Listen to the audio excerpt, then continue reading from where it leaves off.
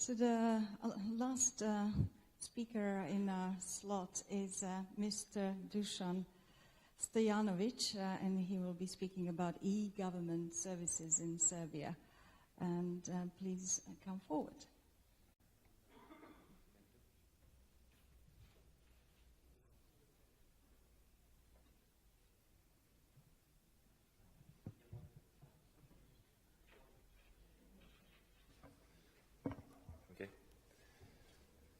So while we're waiting the slides, I'm very happy to be here today. My name is Dušan Stojanović. Maybe some of you know me. For the rest, I'm the director of Directorate for e-government. We belong to the Ministry of Public Administration and Local Self-Government as an independent body. And according to the law about ministries, we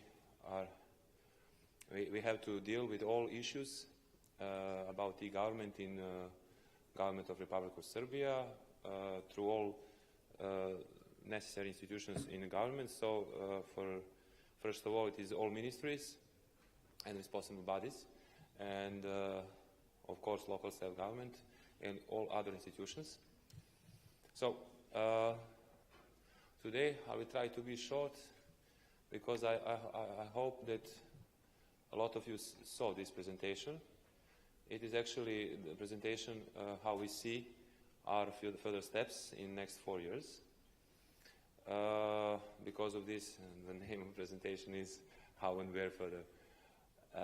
Okay, we can go with the first slide. I'll be very fast, and after that I hope that you will have some questions.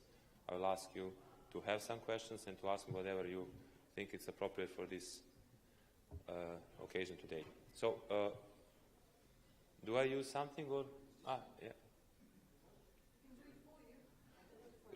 Well, if you have something, it's okay. I can send. It's okay. This one, yeah? Okay. Yeah, it's working. Okay. Okay, sorry. So, first of all, you have to know the strategy is available on our website. If you go right now, you will see the version from January 2015, but I'm late today because we were too busy in Directorate and we were trying to finalize the last version because we had a long discussion with the delegation, EU and European Commission. It's a very simple reason. If you look in our budget, and the action plan is a part of our strategic document, you will see that maybe 80% of our budget is coming from IPA funds and other donor funds coming from EU. So it is, I think, politically correct to discuss with them all steps in our strategy and action plan. So we are now in the final phase, and this is something today I will show you what is for sure true. And in next few days, I can promise you maybe Friday you will have on our website, it's deu.gov.rs, you will find the latest version of Serbian and English. You are all, we hope that we can get some comments from you. Still everything is open until government says this is it. So we see that, you know, this process of making e-government alive in Serbia started for me a long time ago. But during this, and a lot of good things done, my colleagues before me and all other institutions in government, but the one thing is very important, I recognize that in the first moment that during these years we created some islands of e-government because we created the projects in a way that if we find some good idea, find some good partners, find some money, and then after that we create some projects and we got something. And nowadays we have a very good, very nice, I hope you are enjoying our portal, national portal e-Uprava, a government portal, where you can find good services for citizen and business, but for sure for citizens, such as registration car. So if you don't know, you can register your car online. Only 2 countries with Serbia can do this totally online. You can replace your old permis de conduire, tako, or driving license over portal e-uprava. So a lot of good services you can find there, about almost 400 services for maybe, for sure, over 70 municipalities and 35 responsible bodies according to all government. So it is a good thing, but still we don't have all, or almost all. Again, you have a business register agency, which is a very good portal, very good services for business and citizen. So you have our dear colleagues from tax authority.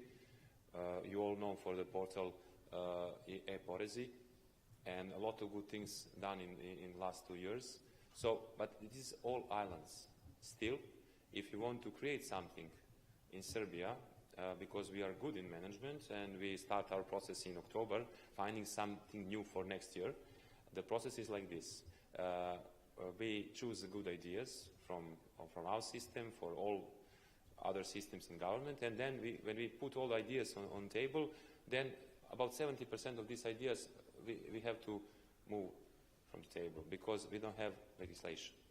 And this is the main problem in the process of implementing government in Serbia, and this is something which we see as a key issue.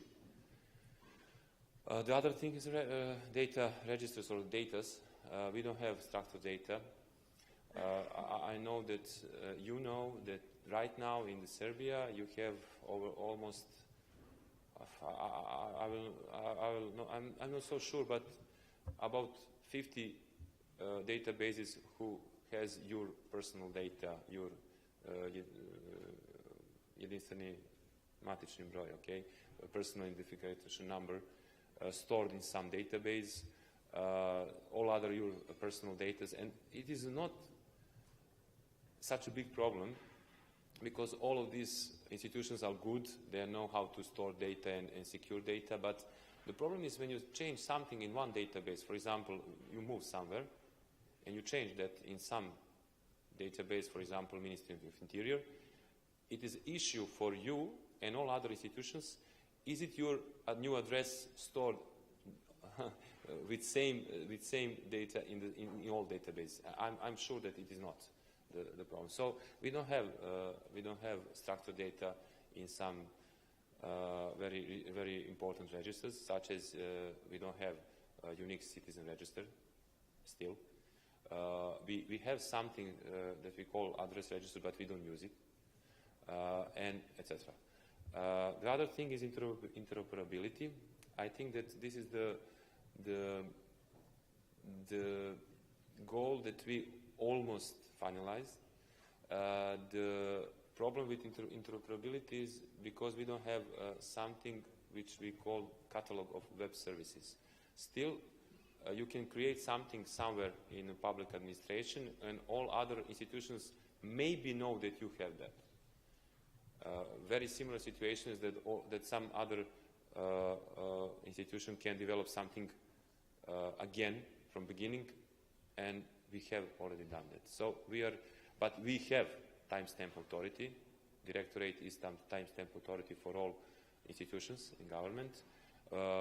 All our services on portal e-uprava is working with all certificate bodies. So we have a lot of job done according to interoperability, but still we have something to finalize. Of course, when you finish all these three things, you need more new services. We just finished one very interesting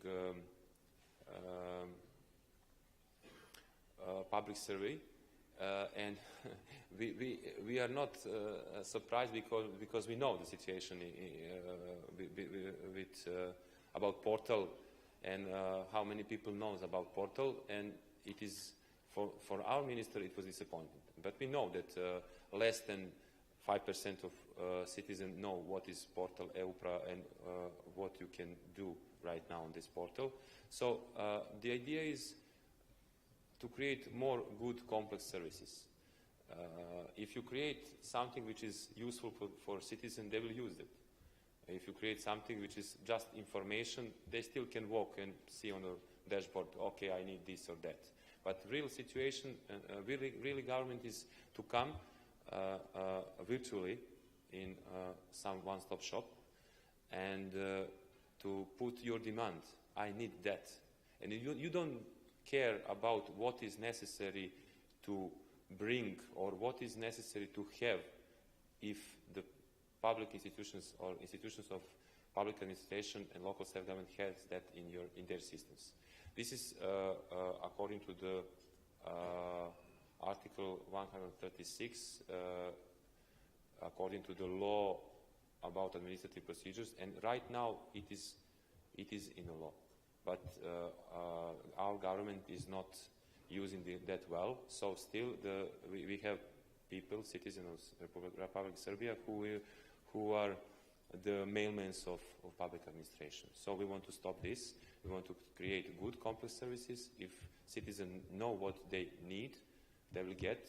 And our vision of modern e-government in Serbia is virtual, personalized, virtual one-stop shop in every house.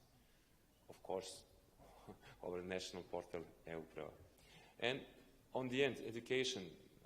You know that education is very important on all levels. First of all employees in government, all public servants has to know how to deal with new procedures, electronic procedures, new framework through the portal, and of course citizen has to know how to use it. And we have to deal with this. So, very quick. It was a two-way road for us on the beginning of this process. When we start to create this strategy, somewhere in May 2014, we thought that we have two roads. But now we are pretty sure, according to experience in the region, that we have to have one end on this slide. So we have to fix all laws that are still here to have an impact as a institution who is responsible for the government to all new laws that are coming, and of course to create one overall law, which is of course e-government law. This is something that Montenegro guys done, of course Macedonia, Croatia, so Estonia, Denmark. So all these countries has a unique government law, and this law has to fix all gaps which are now, of course, in our system. If you remember the first slide, second thing is registers. We recognize very important registers that has to be done very quick, very soon. Under this new IPA project, IPA 2013, further development in e-government, we will create as a main goal unified register of citizen. When I said unified register of citizen, I have to explain to you, but maybe something after this. It is the unified and unique register of citizen because your personal data will be stored on one place. Every single database in a system will have to refer on this register. So there will be, this is something that Mr. Šabić telling us, this shark is because of Mr. Šabić. So we know how to take care about data, and we will store this in one register. All other registers will be referred on this register. Of course, this is three dots on the end, so we know there will be a lot of registers, but this is something for start. That is something that we want to finish in the next 3.5 years. Okay, rules. When you say rules, we think about interoperability rules, and behind that is, of course, Enterprise Government Service Bus. When I said Enterprise Government Service Bus, I always have to mention that it is not related to technology. It is not Microsoft or Oracle or Estonian X-Road Service Bus. It is a virtual structure, and it is a set of rules and procedures how all databases in government system coordinate and talk to each other. So I already told you that we are on the last mile of this process, and I think that this will be our first result until the end of this year. Okay, so what is behind this? Because we are now in Ministry of Public Administration and Local Self-Government, I have to tell you we have a hidden goal. So it is public administration reform. We want to reform this from G2C to G2G or otherwise. So the situation is that we want to push all other institutions from all other ministries to create complex service and to force them to cooperate with all other institutions, and again to help citizen and business to finish everything on one single point. So of course, if you have a desk which is open 24/7, so it is always relaxed to you as a person, as a citizen. Quality service is very easy to be measured, and of course when you remove a person from the process, a machine can do wrong things. So I think that it is the best impact on all process. Of course, on the end, we have to give something to our Prime Minister. So we think, and all other institutions which are our partners, think that e-government is the best anti-corruption tool. And this is something that we want to show in every single presentation. So, long life learning, of course, you are sure, I'm sure, everybody is sure that we have to increase a level of our knowledge, and this is something that we want to create in an appropriate way, in our way. So we are planning to have e-learning platform as a separate or as an independent module on our portal. So this platform will be offered to all public institutions, and they will be forced, or something else. Maybe I will try not to be very strict in this, but we will create some platform, a learning platform that will be offered to all institutions, and they can do that and create G2G, G2B or G2Z services. So the idea is to create this very quick, maybe next 2 years, and you will see very soon the result of this. So this is a short presentation of our e-government strategy. This is my contacts. You can find them also on our website. I'm open for all comments, for all discussions. Just call me on mobile or send an email, which is better, and we can discuss about this. So the best thing now is, or the better part is your questions. I'm here. Thank you, Mr. Stojanović. Any comments, any questions? You're not lining on the microphones, but you can still raise the hand or something. Or should I use my wild card? Okay, I'll use my wild card, which is when you mentioned the interest of protecting the data and all this connecting world in sense of the private data and personal data, to what extent the cooperation on a national level works when it comes to, well, cybersecurity and data protection with other institutions and building up the legal framework, and because the whole session is kind of also focused on security, so that might be a good question to put in. So your question is? So to what extent there is a cooperation when it comes to security aspects of the new services, and to what extent you are basically incorporating that as well in the plan? Yeah, of course. So this is, of course, really important thing. When you create, for example, one day we will have this famous unique citizen register of citizen. You understand that this database will be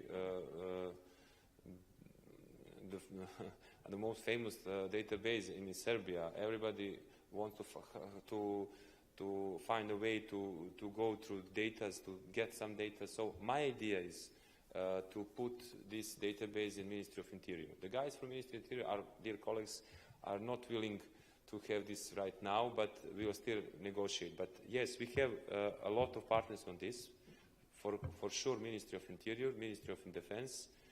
We are a partner of every single legal framework right now in government, because we separate this legal framework through sectors. So according to this, I think that this is something which belongs to my dear colleague Nebojša and his ministry, but we together work on this. Main issue, of course, is security. I don't have right now any idea how we do that. I just know that we have to do that, and you know, I have a budget for this, which is very important, and this is a big change if you look in the past. And our idea is to create something which is already done in our neighborhood. For example, Albania has it from 2008, and it was a project like ours from IPA funds. So I know that it can be done. Switzerland has it very secure, unique registered citizen, which is very open for all contributions, for all databases, for citizens, for all questionnaires. So I think, yes, it is very important question, and we will cooperate with all necessary administration, all institutions in administration. Any other questions? Maybe you're interested for something special? Yeah. Desiree, you wanted something more? I wonder if you can make some comments on the health services and how e-government will help in that sector, and how the data would be handled, especially with the aspect of privacy. Maybe next question? No? Okay, health sector is a very interesting sector for us, because it is one of 4 big sectors that we want to cover. Our cooperation with health is black and white. We have very good cooperation on some projects, such as EUIHIS, but still I will be open with you. If somebody from health sector is here right now, I'll be there to discuss about this, or we can discuss right here on this way. But right now I cannot tell you anything from health sector, because I just have rumors that health sector is planning to have some e-health strategy. I don't see a point. Maybe it's good to have e-health action plan, but to have independent strategy, I think it is not a proper way to develop this. We see that infrastructure in our government is ready to receive, especially if we look in the past in some good projects such EUIHIS and DILS project. We have some good results. We can present very good services to the citizens. For example, the real revolution was service on the portal when it's allowed to you, or you have power to reserve time in police station for these documents and picture and etc. So it was a revolution, because it was a very big. It was a lot of noise was in 2011 when we had to change our passports to new biometric passports. So this service helped to a lot of people to create this in one easy and, how to say, very easy way. So we can create similar service for health. For example, the service is according to the chosen doctor or something like that. I don't know how to say in English, but you know that we have everybody who is on health insurance fund has to have chosen doctor. So if you try to reserve some time in a primary health center, it is very difficult for you to do, because it is it's the service of primary health center, Dom zdravlja, and you have to call them. Some of them has call center, some of them not. So very difficult. We can easily provide right now, according to the results of DILS project, which was held in health from 2009 to 2015, service on portal e-uprava, very similar service. Just 4 clicks and you have time that it's proper to you. 1 year, I'm talking to several colleagues from health on every single meeting somebody else is coming and still we don't have that service. Croatia put €500,000 for this service. We don't need that kind of money. Maybe 50,000 is enough, maybe less. Because we need to connect some databases that is already created to our portal as a front end for the citizens. So I don't know what to say about health sector. We have good ideas. We want to discuss with them, but still we don't have cooperation. Cooperation is on a low level. So any other sector. Thank you for the frank answer. Yeah, it was open. Yeah. Very open. Okay. Jan George, Internet Society. 2 questions. Do you plan to offer these services also over IPv6? And is there any IPv6 in the strategy in your country for the future development of IT? No. We don't think about services over IP6, but you can find our strategy and comment and give us some ideas. I'm very open. Thanks, and actually, I mean, this is the right place to catch the guys to help with that. Paul, you wanted something, or he already stole your question? You totally stole my question because I think I have to ask that question. You know, like I'm Paul Rennick from the RIPE NCC. It's nice to see that you're working towards e-government. In a lot of the areas in the RIPE NCC service region, we see that e-government programs are kind of off the ground. This is not anything really new, of course, but I think that Europe definitely leads the way if we look at our service region. Oddly enough, we have a lot of energy coming into e-government from the Arab communities. And they've taken a little bit of a different look on this, and I'd like to see what Serbia is doing. E-government's a word that they don't even use in some countries in the Arab world anymore because they think that's old. They're working towards smart government and smart cities, and these new kind of words are flying out there. What are your programs set for passing through e-government and moving into like the next kind of level of what's happening here? I'm interested to see what you have to say. Okay. In the first phase, in the first 2 years, actually continuously through all 4 years, we'll create this that I call infrastructure for e-government. But this infrastructure is the same for e-government and m-government. M is for mobile. So our idea is to offer to the mobile operators public-private partnership as a model that is very fit to us because our budget is not a budget who can offer a lot of investment. You know, e-government is something that all people employed in the government knows what is e-government, but it is on the, it is the last thing that they want to invest. So the idea of public-private partnership is something which opened to us a lot of room for investments. Mm-hmm. We already start our negotiations with Telenor and VIP Mobile, and of course we want to create one process which will include all 3 mobile operators. It will be open procedure, and who offer the best contract to the government, he will get the contract.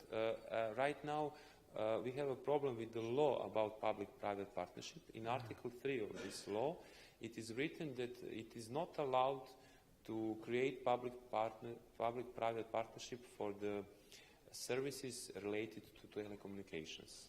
So this is something that we will discuss with our colleagues from Ministry of Trade, Tourism and Telecommunications, mm-hmm. because we see a room to fix this by law. Mm-hmm. So this is our idea, mm-hmm. And we want to start a parallel process developing e-government and m-government because it is something that we can do. Okay, super. So you're calling it M-government, some call it smart government. Yeah, the same different thing. Yeah. And in that light, I encourage you, Dušan, very much to actually reach out to the technical community, take a look at what's happening with V6, because I'm not quite sure if you will get M-government off the ground unless you're looking at different set of the numbers there. So I think it's very important also when you're working with those mobile carriers. They know the issues, of course. But I think it's important for that public-private sector cooperation to happen, because M-Government you probably won't reach that with the V4 set of addresses you have here in Serbia. So I think it's important for you to look a little further in some of those bits, and I think that people in this room can certainly help and work in that respect. So thank you, Dušan. Thank you. Thank you for a good comment, and of course we will try to recognize some time for this in the future. Thank you. Just like Lou, to clarify that you don't need a written request to consider IPv6. I think what people have already expressed, you take it back. Okay, thank you. I understand my job. Okay, excellent. Thank you, Dušan, for joining us, and applause for the last speaker today.